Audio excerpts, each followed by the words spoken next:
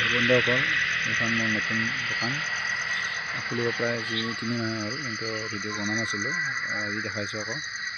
বহুত দিন মানে কৰা নাছিলোঁ ভিডিঅ', তো দেখিছে ব্যস্তৰ কাৰণে মানে ভিডিঅ' দিব পৰা নাই এনেকুৱা। তো আজি কৰি দেখাইছোঁ।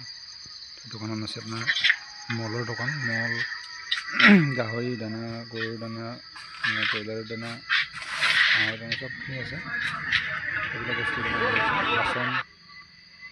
বাচন, বাচন আছে, বেচিং পাউডাৰ আছে,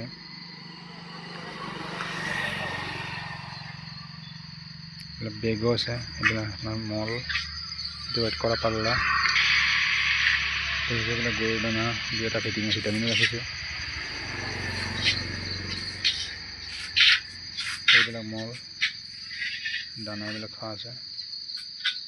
এইটো কেছ কাউণ্টাৰ, মাছৰ দানা আছে। এনেকৈ আৰম্ভ কৰিছোঁ। কেনেকুৱা লাগিছে জনাব।